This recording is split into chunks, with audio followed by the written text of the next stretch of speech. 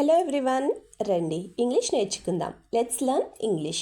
Friends, నేను చేస్తున్న ఈ వీడియోస్ కనుక మీకు ఏమాత్రమన్నా యూజ్ అవుతున్నాయి, కొంచెమన్నా ఇన్ఫర్మేటివ్గా అనిపిస్తున్నాయి అని మీకు అనిపిస్తే ప్లీజ్ వీడియోని లైక్ చేసి ఛానల్ని సబ్స్క్రైబ్ చేసుకోండి. మీరు చేసే ఒక్క లైక్ అండ్ సబ్స్క్రిప్షన్ అండ్ కింద పెట్టే ఒక మంచి కామెంట్ నాకు ఇంకా మంచి వీడియోస్ చేయడానికి motivation. So friends, if you like the video please do like, share and subscribe to my YouTube channel. So ఇంకా లేట్ చేయకుండా let's dive in to the video. Previous వీడియోలో అడిగిన GK question, when did the Pahalgam terror attack happen? Answer వచ్చేసి April 22, 2025. మరి ఇవాల్టి GK question, how many innocent civilians were killed in the Pahalgam terrorist attack in Kashmir? Answer కింద comment సెక్షన్లో comment చేసి చెప్పండి. First sentence of this video, మధ్యలో నువ్వెందుకు మాట్లాడతావు? ఈ సెంటెన్స్ని మనం ఇంగ్లీష్ ఎలా చెప్పాలి అంటే, why do you talk in the middle? Why do you talk in the middle అంటే మధ్యలో నువ్వెందుకు మాట్లాడతావు అని అర్థం. మరి ఈ సెంటెన్స్కి సంబంధించిన ఎగ్జాంపుల్ సెంటెన్సెస్ ఇప్పుడు చూద్దాం. First one, he is talking to some one else, so don't talk in between. He is talking to some one else, so don't talk in between అంటే అతను వేరే ఎవరితోనో మాట్లాడుతున్నారు, సో నువ్వు మధ్యలో మాట్లాడకు అని అర్థం. Second example, talking unnecessarily in the middle is not good manners at all.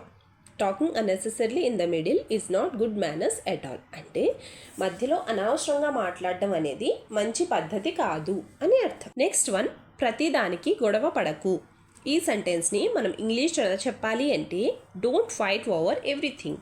Don't fight over everything అంటే ప్రతిదానికి గొడవ పడకు అని అర్థం. మరి ఈ సెంటెన్స్కి సంబంధించిన ఎగ్జాంపుల్ సెంటెన్సెస్ ఇప్పుడు చూద్దాం. First one, no one took your toys, why do you fight over everything? No one took your toys, why do you fight over everything అంటే ఎవ్వరూ నీ బొమ్మలు తీసుకోలేదు, నువ్వెందుకు ప్రతిదాని కోసం గొడవ పడుతున్నావు అని అర్థం.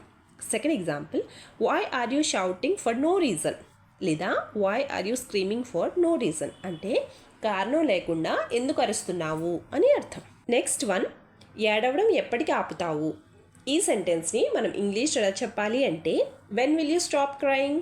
When will you stop crying అంటే ఏడవడం ఎప్పటికి ఆపుతావు అని అర్థం.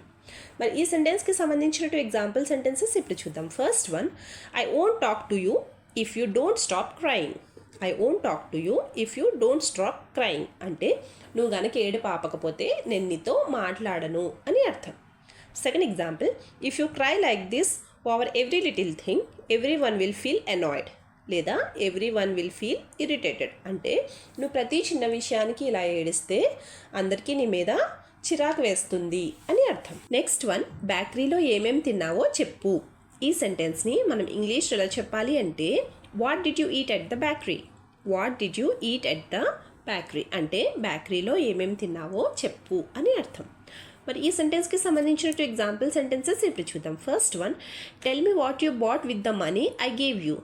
Tell me what you bought with the money I gave you అంటే నేను నీకు ఇచ్చిన డబ్బులతో నువ్వు ఏం కొన్నావో నాకు చెప్పు అని అర్థం. Second example, you shouldn't eat too much bakery item, so you should break the habit. You shouldn't eight too many bakery items, so you should break the habit అంటే నువ్వు బేకరీ ఐటమ్స్ ఎక్కువ తినకూడదు, సో నీకున్న ఈ అలవాటుని నువ్వు మానుకోవాలి అని అర్థం. నెక్స్ట్ వన్, ప్రతిసారి అదే dress వేసుకోకు.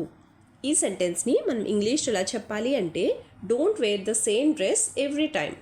Don't wear the same dress every time అంటే ప్రతిసారి అదే డ్రెస్ వేసుకోకు అని అర్థం.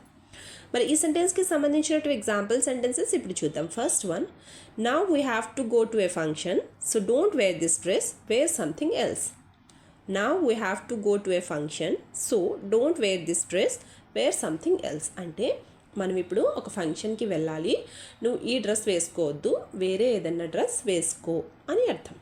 Second example, I can't tell you anything, so do what ever you like.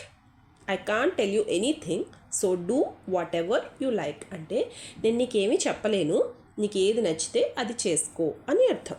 Last sentence of this video, అన్నం తినకుండా ఏం తింటావు?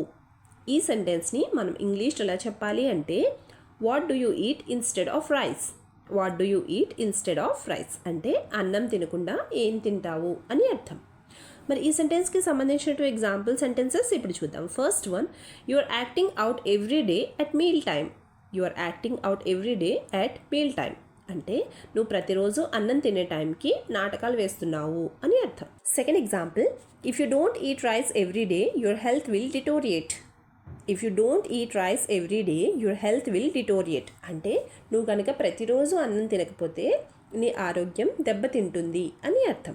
డిటోరియేట్ అంటే దెబ్బతింటుంది అని అర్థం. వీడియో లాస్ట్ వరకు చూస్తున్నారు అంటే నా వీడియో మీకు నచ్చుతుంది, అలాగే నా వీడియో మీకు ఎక్కడో చోట యూజ్ అవుతుంది అనే కదండి. సో ఫ్రెండ్స్, ప్లీజ్ నా వీడియోని లైక్ చేసి ఛానల్ని సబ్స్క్రైబ్ చేసుకుని మీ సపోర్ట్ నాకు తెలియచేయండి. Thank you.